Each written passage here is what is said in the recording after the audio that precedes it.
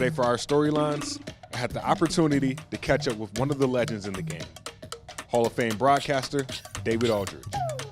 We chopped it up at DC's famous sports bar Chatter, where we talked about his career, but more importantly, why he decided to return to DC after almost 30 years as being a national reporter for the NBA. Back for another edition of Stories in Motion. I'm Gabe Henderson, joined by David Aldridge, a guy I've looked up to my entire life in this industry. How you doing today? I'm good, man. Appreciate it. Back in DC, back home for you. Why did you want to make that switch from, being at Turner Sports, ESPN, just all the things that you've accomplished? Why back home? Because it's home. I mean, why does anybody go back home? Why did LeBron go back home? I've had a great opportunity the last 22 years to be on network TV and cover the NBA nationally, and it's been great. And I really enjoy the league, love the league as a matter of fact. I mean, really, if you add the time I covered the Bullets back in the 80s, I've been covering the NBA for 27 of the last 30 years. So I love the league. I love the teams and the people in it. But after a certain amount of time, things change in your life. And the opportunity to be involved in a new company that really, I think, has really taken the journalism world by storm, and certainly seems like they are approaching it in a way that kind of was dovetailed with the way I would approach something like that. And the opportunity to not just work in DC and work at home, but to actually have some say in the editing process and the hiring process and all of those things. I mean, all of it just kind of pointed to the same thing, that this was just the right time to make a move, to transition to something else. You've traveled all over the world. I mean, you've seen numerous places from the start. Did you know eventually that, hey, I want to come back home after everything that I do? Did you know you would be back in DC eventually? No. I mean, once you get into the life of being kind of a national reporter, you get used to being national. I mean, you just get used to, okay, San Antonio this week, and then next week we'll be in Minnesota, and then following that we'll be in Miami, and then we'll be in New York. Or you just get used to it. That's the life. And I did not believe, I had no notion that I was going to stop doing that job until the opportunity at The Athletic began to become possible. So my intention was to re-sign with Turner and keep doing this for another, 5-10 years, however long they would have me, and continue to cover the league, because there was nothing. That's the thing. It's not like Turner did anything wrong. They've been great, and I've loved working there. Loved the people there, and I miss them. But again, everything just kind of coalesced and came together. I just remember saying, "You're going to really hate yourself if you don't do this." The article on The Athletic covering the cities and the team that I love, you talked about, I can now see the city here. I can finally be in the city instead of seeing the city on a plane. Right. What did you mean by that? I'm always leaving. I'm never home. I'm always. I think I may have covered like 10 Wizards games in the last 27 years at home in DC. So, the Warriors are in Golden State. They're in Oakland. I got to go to Oakland if you want to cover them. So you get on a plane and you go. So I was never home. I was always going to another assignment somewhere. And over the last, I'd say 10, 15 years, I really just think that the DC sports market has really kind of grown and matured, and there's just a lot going on right now. And so I felt like it was, again, the right time to come back and be able to cover DC sports full time, and not just, one team or one season, but to be able to really do it almost 365. It just was like, man, this city is really a 4-sport major city, and really there's not too many cities that really are. Just rewinding back to, being born and raised from DC. When did you, as a kid, know that, hey, I'm actually pretty good at this. I may have a career in this journalism field? Oh well, in terms of a career, I mean, not until I was lucky enough to get to the Post, the Washington Post, when I got out of college. Through some luck, no question, I was able to get a full-time job there. And the great thing about working at the Post for George Solomon in the '80s, late '80s, was he did not, sugar-coated, mince words. He threw you in the deep end.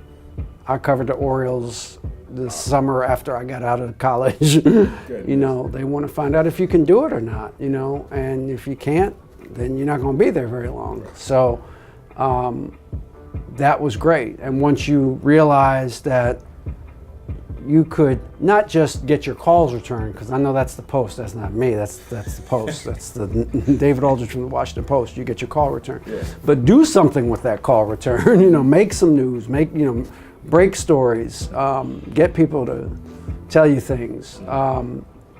Once I realized I could do that regularly, that's when you start realizing that, you have an opportunity to be a pretty good reporter. Out of all your interviews that you've done, what's been your favorite interview? Oh, I don't know. There's been so many of them. I don't know. It's hard to say. I mean, what's one that stands out? I often tell the story when I was at the Post, and I covered the Indy 500 actually in 1988, and there was a racer, Scottish racer named Jim Crawford, and he was in the field, and the year before he had raced at Indy and had been in a horrible accident, awful accident, where he basically broke both of his legs, and there was a fire, and it was awful, and he still needed, he had to jerry-rig it to be able to drive the car the following year. Yeah. So he was still recovering. I just remember being new to it and a civilian and everything, and I just said, how could you get back in the car? Because you almost died. And he basically just said, this is what I do for a living. What are you talking about? Oh my God. And it was a great lesson. To me, it was for somebody who is a professional athlete, they don't look at it as risky or dangerous. That's their job. So whether it's boxing or auto racing or something else, whatever the sport is, or football, after you tear your ACL, I'll be back. That's what I do. So it was a great lesson in how strong-minded a professional athlete has to be. I just talk about basketball, but this guy insisted on coming over, so I had to let him talk for a couple minutes. Hi, Mr. President. How are you? Great to see you, Dave. I'm doing great. Interview that stands out to me, the Barack Obama interview. Mm-hmm. Talk about that a little bit. Well, it was, I wasn't supposed to do it. It was, I don't know what the word is. It's not luck, but circumstance, I guess I would say. So it was a season opener with the Bulls in Chicago, and we knew Obama was coming to the game. So the idea that we had asked about the White House was, okay, so in the second quarter, he'll come down with Kevin Harlan and Reggie Miller, and he'll sit at the table with them, and he'll put a headset on, and he'll do the game for 5 minutes and talk about the game. And that was the plan, and we all understood it. About an hour before the game, the Secret Service came in and said, no, we're not doing that. That's not safe. We're not going to put him in that position. It was very tight at the scorer's table, so they couldn't physically move if they needed to. And I think it was our producer that came in and said, well, is there someplace else we could interview him that would make more sense? And their position was, it has to be a place that we can control the egress, the in and out. We have to have people that can keep other people from getting in, which makes sense.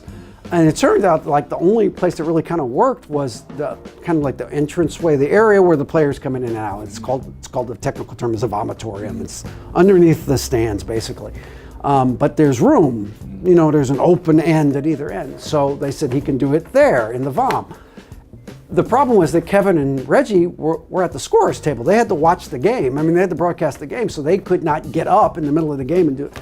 So that's when the producer came to me and said, well, you can get up. You're a sideline reporter, so you can get up and move.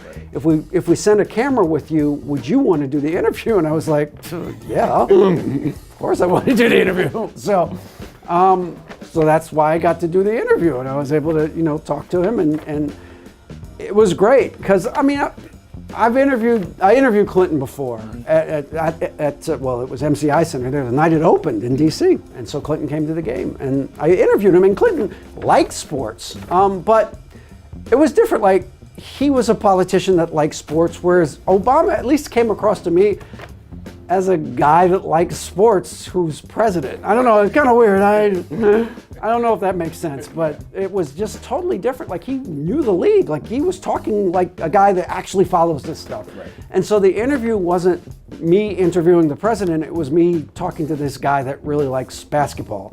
And so I just was much more comfortable with that than I was interviewing Clinton. And I think the interview was better because of that, because it was just two guys talking about basketball. Right. With the way the world is going, I mean, I feel like our generation, as far as media-wise, it's just getting younger and younger. And do you like the way the media is going, as far as like the?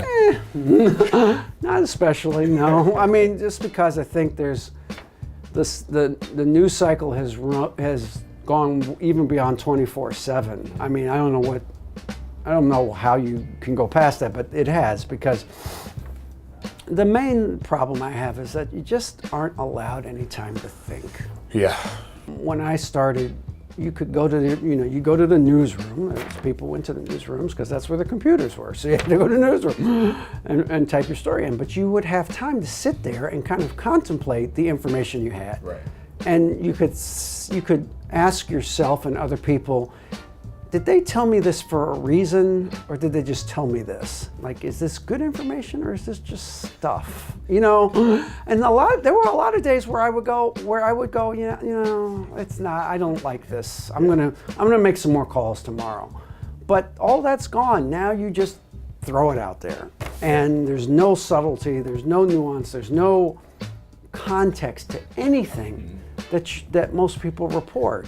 And I just think that is not, it just makes a far less accurate, I think, picture of the people we cover. I get why athletes have gone to Players Tribune and to these other forums where they can just tell their story unfiltered. I get it. To control that narrative is very important. It's just a much more crowded locker room than it used to be. For sure. And you could talk to guys back when I first started. Like, you could actually just talk to them like people and establish a rapport with them. And now you can't, because there's 50 people waiting to talk to them. Don't know who to trust. And they don't know who to trust. Right. Exactly. And it's unfortunate. But you know what? We don't drive horse and buggies anymore. There's a reason why we don't, because we found something that's better. So media changes, it's continuing to evolve, and we all have to get used to it. And David Aldridge is standing by for our pregame report. David, good evening. Well, Cavs head coach Tyronn Lue, hired midway through last season. Got to go on the fun side a little bit. I've been a Sure. 2K player my entire life. Played 2K since probably 2K9 when KG was on the cover. Being a part of that game, being a part of, such a monumental moment. How, what was that like? What was that like, being in the room? I'll be perfectly honest with you. I was, I'm old, so I didn't get it. I really didn't get it. I thought, oh, this is a video game. All right, well, okay. Like 10 people will play it, and I had no idea. Yeah. I didn't have any idea how many people played, how serious they were about it, and how incredibly detailed the 2K people are. Yeah. I had no idea. They have leagues. Yeah, well, just to make the game as realistic as possible, and the steps that they take every year to make sure that the game is up to date, and all the arenas have to look exactly like the arenas. They just do so much work. Yeah. It's amazing the work that they put into it. And it was a real eye-opener for me, because I didn't have any footing in that world at all. And it was just I was really impressed by them, and I remain impressed by the amount of work that they do to kind of make that game work. And I think it shows itself in the response that the users have. Right. I'm amazed that people will come up to me and, you're on 2K, and it's like, yeah, I guess I am. And they have scripts, and you have to, you got to do the motion capture suit and all that stuff, and it's a lot of work. Yeah. And I'm blown away by how they do it. I mean, you've had a Hall of Fame broadcast career. you've pretty much, just from outside looking at it, you've done pretty much everything somebody in this field will want to do. Mm-hmm. With all that, with that said, what motivates you to keep going, to keep telling these stories? Because it's to paraphrase Jim Crawford, this is what I do. That's what I do for a living, you know? I like telling stories. I like interviewing people. I like getting information. I like now being able to give an opinion on every once in a while on things that I hope is rooted in some fact and some sort of understanding. And but I love sports. I've always loved sports. There's something about being at a game that's just continues to be incredibly cool, you know, and to get to see the best people in the world doing what they do is still a kick. It's still incredible fun to watch. I was at the Caps game the other night and they lost, but Ovechkin scored a goal, and it's the same place he's been for 13 years. It's crazy. Literally, they call it his office. He's in his office. Yeah. And everybody knows that's where he's going to shoot from, and they still can't stop it. It's like the Packer sweep. It's like, you know, it's amazing. And that I love that, just that watch people who are great at what they do perform. Who is the greatest, you talk about people being great at what they do. Who's the greatest player that you've seen play in person? Well, I mean, to me, it would be Jordan. To me, I mean, I've seen people that I think are in the conversation, Kobe certainly, and LeBron and those guys, but Jordan to me was just otherworldly in his competitiveness. He is the most competitive person I've ever seen in my life, I've ever seen in my life. Wow. And he didn't just want to beat you, he wanted to destroy you. That's the only way I can. That's insane. He wanted to make you feel like you would never even think about challenging him again. Right. You know? And that kind of ruthlessness is just, there's not many people that ruthless. Like, I think Steph Curry wants to beat you. I think LeBron wants to beat you. I know they want to win, but I don't think they want to destroy you. And Michael wanted to destroy you. Like, I mean, I'm sure, like I tell people all the time, there were a lot of times where he went 9 for 22 from the floor. Yeah. You know, because it's basketball, it's sports, it's pro sports. Sometimes you miss, right? Right. But the shots weren't bad. You know, like the shots weren't bad. Those were his shots. He just missed that night. You know, so he had such a great grounding in fundamentals and played the game the right way. How would he stack up in a league today with no handshake? Come on. Are you kidding? He averaged 40 a game. Come on. I mean, it's just like, because of his ability, this is what people like, I get that stats are important, but you have to have context. Yeah. If you look at the stats, you'll say, well, Michael Jordan, he only shot 31% on threes, so it's because it wasn't important. That wasn't an important part of the game. Everything else we know about Michael Jordan, if the three was the biggest shot in the game, do you think he wouldn't have become good at it? Come on, this is ridiculous. Right. So he would have become proficient at it. And with no hand checking his ability and no shot blockers now, and no physicality, that means he gets to the front of the rim now. Right, exactly. It doesn't means he doesn't have to like develop a runner or a fadeaway baseline shot. He had to do that because it was so physical he couldn't get to the paint without getting knocked on his head. So he had to come up with something else to survive. Okay, we don't have to do that now. Now it's just, I get to drive and dunk on your head? Great. Every night. Oh my God, no, come on. Now that isn't to say Harden would have been great back then, and Steph would have been great back then, and LeBron would have been great back then, because they would have adapted to the physicality of the game back then. Just staying on the game of basketball, you've worked, of course, the favorite show on TV, probably the greatest show on TV right now is the NBA on TNT. Oh, sure. Being with those guys who like to have fun, I mean, I saw a clip of them guys just making fun of your smile. Hey, Dad, what's up, D.A.? What is this? What is this? Loosen your face muscles, D.A. Loosen your face. Did you blossom more in your career at TNT? Oh, sure. Yeah, absolutely. Because they let me do what I do for a living, and they let me do it the way I do it for a living. And that was very empowering. I mean, that meant a lot because, it's television. Everybody has an opinion about not just what you say, but how you look and how your physical appearance is and all that sort of thing. And they were like, just do you, But the biggest thing, look, you can't work at Turner if you can't laugh at yourself, And so the reason why you had to laugh is because all those guys laughed at themselves. The show doesn't work if Charles doesn't let them make fun of him. Right. It doesn't work. If Charles could have been, Charles is a top 50 player of all time. Yeah. Like, he was a great player. He wasn't just a good player, he was a great player. He could be serious and ponderous about himself and not allow them to make fun of him. Oh, you can't say that about me. But he laughs. He goes with the joke because it's funny. So you have to laugh. If you laugh at yourself, you get it, and that's what makes the show work. And that and Ernie, who's the best ever at what he does. Being now in DC, in the article you said you get a chance to see your kids more often, get to go to their games. Right. Now that they've seen you, be a go around the world telling stories, do you think they have a passion for telling stories and being in this field also? Oh, I don't know. They're kids.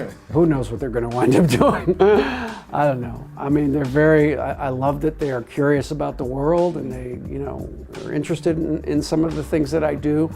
But, their gig is their gig. So whatever it is they wind up doing, I'll love them, So if they want to get into journalism, great. But if they don't, great. I don't care. Just be good at what you do. Exactly. For somebody who wants to follow your shoes, myself in particular, but other people in this journalism field that want to follow your shoes, say like, hey, David Aldridge, that's a guy that I want to emulate my career about. What do you tell those people? Well, look, the first thing is that you have to become, I think, you have to become self-sufficient, especially now, because everybody has access to everything. So if you have a camera, you have a YouTube channel, right? So you can put your own content out there. Okay, well, it has to be meaningful content, So you have to be able to tell a story. You have to be able to report and write, and now shoot and edit. Don't limit yourself to thinking, well, I want to be on ESPN, I want to be in front of the camera, because you know what? It's like a funnel, if you think about it. The funnel at the bottom is very narrow. Well, those are the jobs that are available at ESPN. Right. And at the top are all the people who want the job. Well, everybody at the top of the funnel doesn't get to the bottom of the funnel. So you have to think about it differently. Like, if you make yourself more marketable by being able to do more things, the number of jobs that are available to you increases. Right. So instead of it being a funnel, it's a bowl. So, that's why I would tell people, you got to read, because reading makes you a better writer. It makes you a better thinker, because you think more critically about things, and you realize that there are people out there who know more than you do, right. And you can listen to them and learn from them. And you have to be able to tell a story in a coherent way. When I first started at the Post, Lenny Shapiro, who was one of my editors at the time, he said, look, in this job, you can't be afraid to ask the question. Yeah. You got to ask the question. Yeah. You know what the question is, you got to ask it. And if you can't ask it, you can't work in this business. And he was absolutely right. I think most people who are in sports understand that. It's all in how you ask them as opposed to actually asking them. But if you just want to be their friend, well, that's what PR is for. Right. You can work for them in PR and that's fine, but you can't do this job. Right. That's all I'm saying. And that leads me to my next question. Is there a thin line between report and business? Or is there's a line. What is that? I don't know if it's a thin line. There's a line. I always said you can be friendly with the people you cover, but you can't be friends with them, I don't think. Because I just think it clouds your judgment. There's things that you know about your friends that you wouldn't tell other people because they're your friends and they trusted you with that information. Well, if I'm friends with LeBron James or whoever it is, and he tells me something, I can't be a reporter and then be his friend and then be a reporter again. I have to kind of You can't do that. Either you're his friend or you're not. And if you're his friend, I just think it's really hard to report on him, you know? So I just think you have to have a certain distance. But that doesn't mean you have to be cynical about it and think that they're always wrong and they're always hiding something. You can tell their story, and you can be objective. Well, not objective. You can't be objective. You can be fair. You can be fair in telling their story. 20 years from now. Yeah. What does 20 years from now look for you? How much longer do you plan on staying in this field? I'm still walking the earth in 20 years. That's job number one for me is be here in 20 years. You know, I mean, look, I don't know if I'll still be working or semi-retired or whatever. I mean, look, I still feel like you know, I have a certain talent, I have a certain ability, I have a certain work ethic. So I don't see any reason why I would stop anytime soon. Again, this opportunity really allows me to have the best of all worlds in getting to do what I do in a, you know, more family-friendly environment. So, you know, if I'm still around in 20 years and anybody wants to talk to me about things, I'll be happy to talk to them. Will I still be working? I don't know. And lastly, there's a plot to every story. So what would be just your personal storyline? My personal storyline. Wow. I don't know. I mean, I think it's just a kid who loved words, who found a way to use them and get paid to do it, which is pretty cool. Thanks, David. Of course. I appreciate it. For Dave, I'm Gabe Henderson for Our Storylines.